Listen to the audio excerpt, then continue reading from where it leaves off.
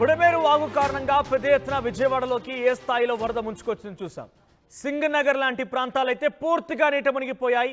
కేవలం పై ఉన్నటువంటి ఆ సెకండ్ ఫ్లోర్ ఫస్ట్ ఫ్లోర్ వరకు మాత్రం ఆ పైన మాత్రమే కనిపించింది. కానీ ఎవరు ఊహించని రీతిలో ఇంతటి స్థాయిలో విజయవాడ వరదలకు ముంపుకు గురవుతుందని కూడా ఎవరు ఊహించలేదు.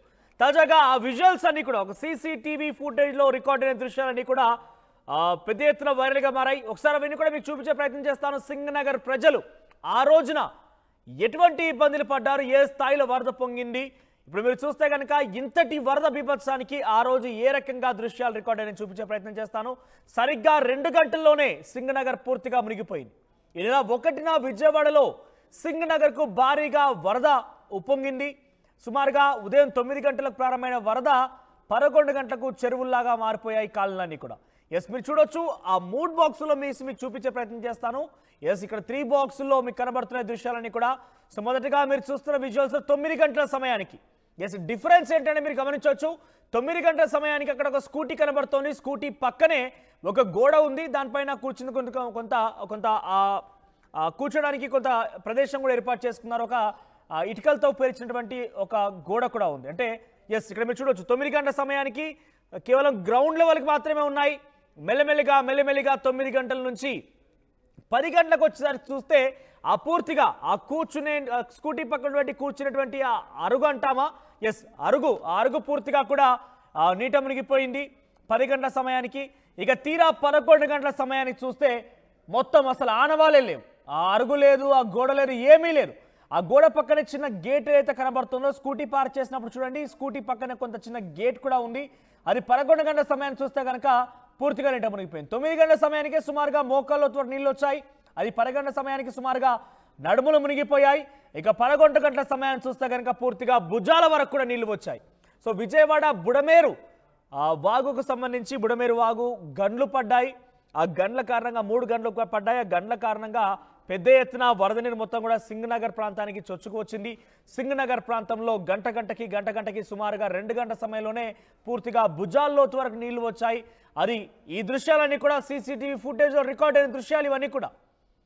సో అక్కడ ఒక ఇంటి దగ్గర రికార్డ్ అయిన దృశ్యాలు ఇవన్నీ కూడా ఆ సమయం వరకు, అంటే 11 గంటల సమయం వరకు కూడా కరెంట్ సప్లై అవుతూనే ఉంది. ఎందుకంటే సీసీటీవీ ఫుటేజ్ రికార్డ్ అయింది కాబట్టి కరెంట్ సప్లై అవుతూనే ఉంది. అక్కడ కొంతమంది తిరుగుతూనే ఉన్నారు.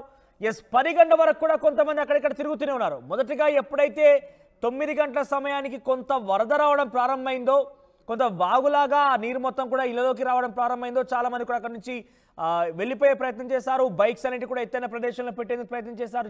చూడొచ్చు మీరు 10 గంటల సమయానికి చూడండి ఆ బైక్. ఇక్కడ చూడొచ్చు 9 గంటల సమయానికి ఆ బైక్స్ అన్నిటిని కూడా ఒక ఇంట్లో ఈ ఇంట్లోనే బైక్స్ అన్ని కూడా పెట్టేందుకు ప్రయత్నం చేస్తున్నారు. బైక్స్ ద్వారా చాలా మంది తమ కుటుంబీకుల్ని సురక్షిత ప్రాంతాలకు తరలించేశారు.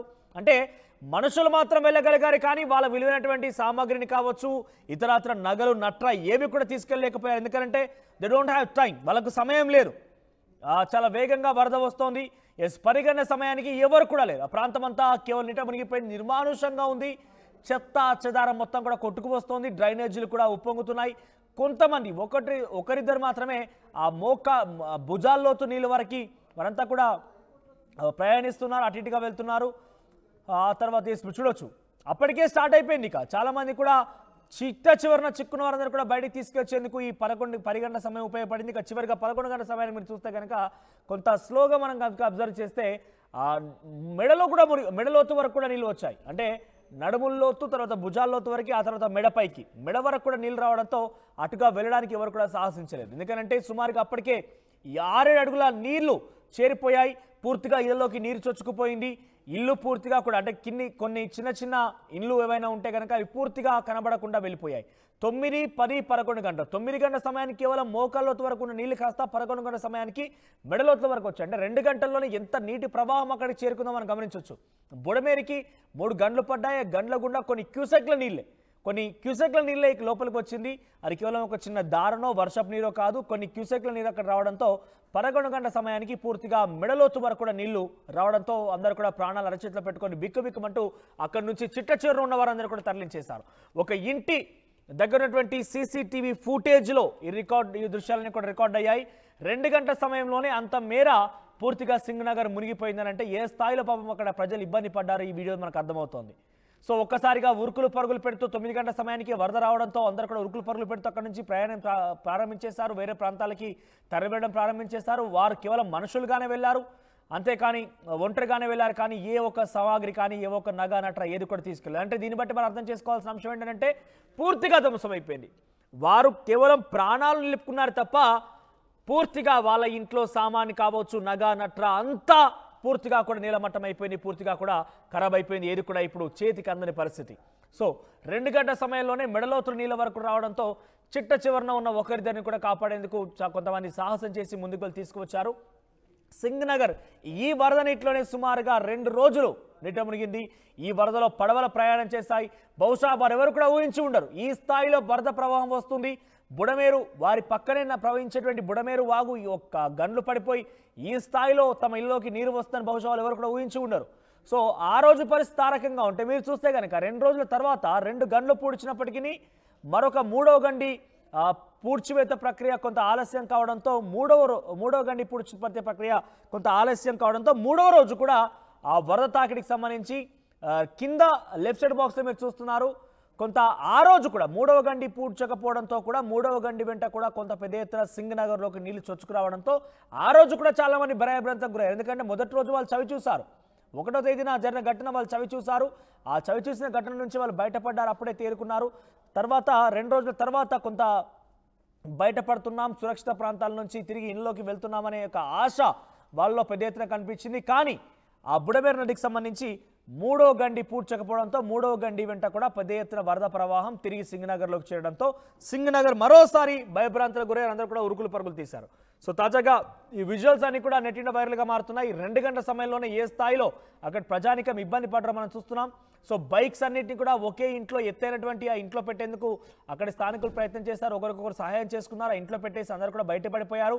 ప్రాణాలతో అయితే నిలుపుకోగలిగారు, కానీ వారు మాత్రం చాలా కోల్పోయారని చెప్పొచ్చు. ఏ మాత్రం కూడా ఎన్ని ప్రభుత్వాలు వారికి ఎంత నష్టపరిహారం చెల్లించినా కూడా ఏమాత్రం కూడా వారికి రిలాక్సేషన్ ఇవ్వలేవు. ఎందుకంటే వారు ఏండ్లుగా కొన్ని జనరేషన్స్గా సంపాదించుకున్నటువంటి ఆస్తులు కావచ్చు, వారి యొక్క జీవితాలు కావచ్చు, ఒక్కసారిగా ఈ వరదలో కొట్టుకుపోవడంతో అవన్నీ కూడా ధ్వంసమైపోయాయి. దీంతో ఎవరు కూడా ఎన్ని ప్రభుత్వాలు మారినా, ఎన్ని ప్రభుత్వాలు ఏ రకంగా వాళ్ళ నష్టపరిహారం ప్రకటించినా కూడా ఇవి కూడా వాళ్ళకి రిలాక్సేషన్ ఇవ్వవు.